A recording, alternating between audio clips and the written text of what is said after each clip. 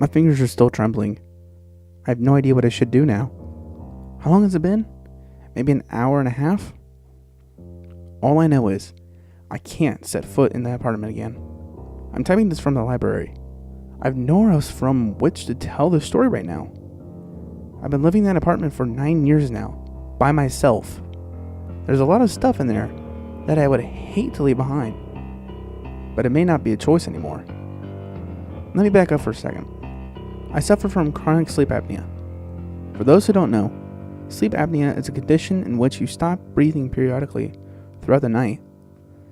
Sometimes you go without oxygen for so long that your brain has to wake up intermittently to force you to start breathing again. It is a deadly condition, or so I've been told. But I've been reluctant to see a doctor about it. What I wouldn't give for a doctor right about now. Last week, my curiosity got the better of me. I was well aware that my snoring was bad. So bad, in fact, that my two friends with whom I had been rooming at a hotel a few months back had to wake me up because they thought I was dying. I decided then that maybe if I set up a camera and tried recording the sound of my own snoring, the shock of hearing said sound might be enough to make me want to see a doctor. Little did I know just what a shock awaited me. After the first night of a recording, I woke up blurry-eyed as usual, stumbled over to the camera, and ejected the tape.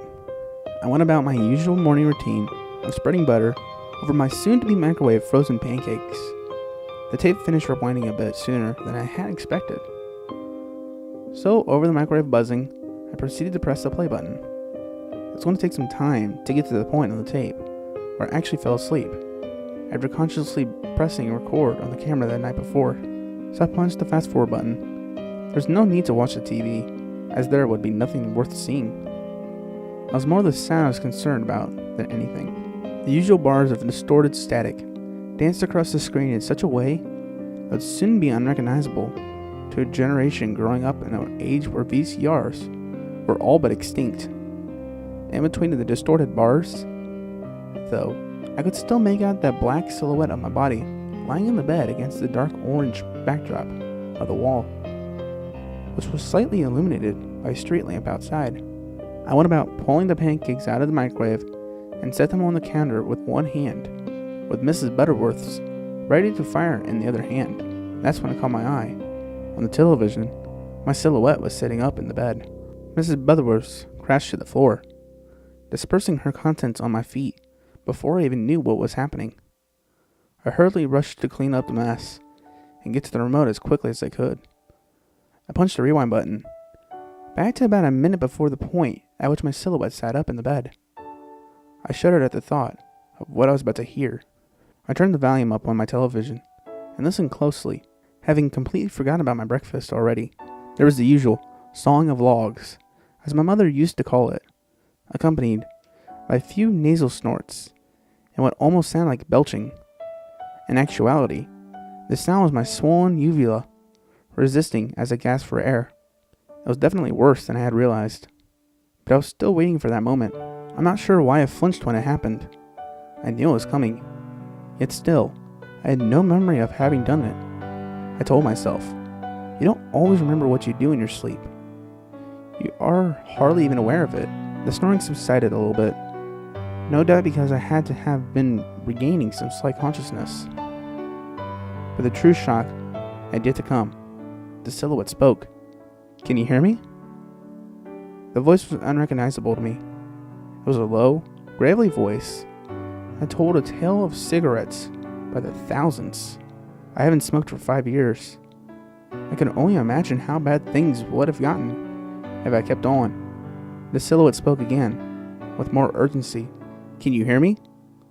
Was I dreaming? To whom was I speaking?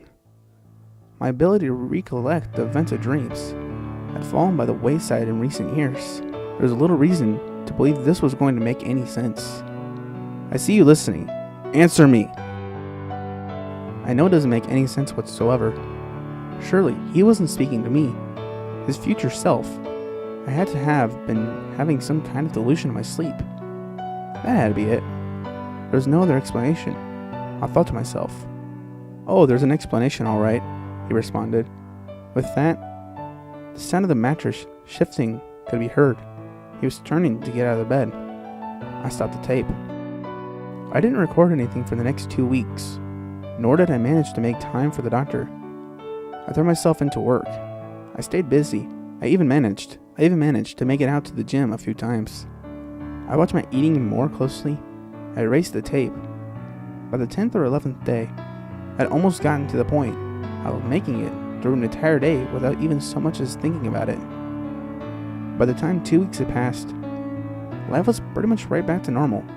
Unfortunately, as memories tend to pass, so do the emotions associated with them.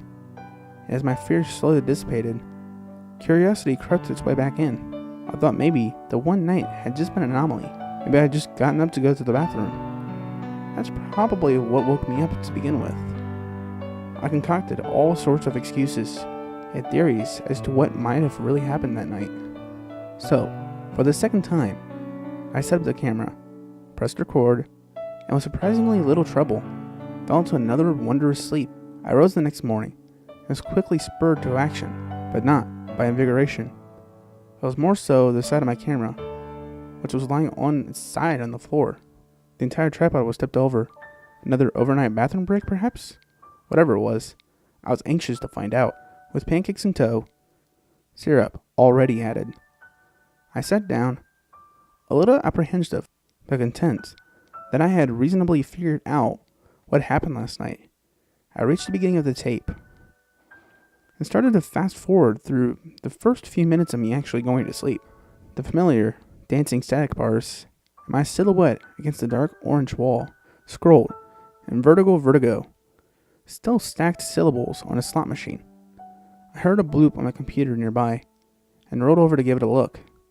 It was an instant message from my friend John about an upcoming get-together. I formulated a quick reply and cut the first pancake with my fork. Just as I was putting the first piece into my mouth, I glanced over at the television. My face was covering the entire screen, half obscured by darkness. My eyes were wide open, teeth bared, like a pure, inhuman terror. My hands fidgeted at 100 miles an hour as I struggled to press the play button on the remote. The sound was almost as inhumane as the look on my face. I couldn't tell whether I was laughing or in excruciating pain. The sound was much like that often heard by zombies in video games or on certain more popular television shows. I could hear every flap of the uvula as my other self growled at the camera. The growl slowly started to turn into words. At first, it sounded like, "Help me." And then it changed to, "I'm coming for you. I'm coming." I was frozen in my seat. I couldn't move. I was petrified. Just then, I heard a loud clunking from the bedroom behind me. At this point, I sprung into action, but I couldn't even tell you now that it was I who was doing what I was doing. I wasn't acting on any logical sense of any kind. I was pure gut instinct. I opened the door to my bedroom, just in time to see a completely covered lump in my mattress, about the same size as me.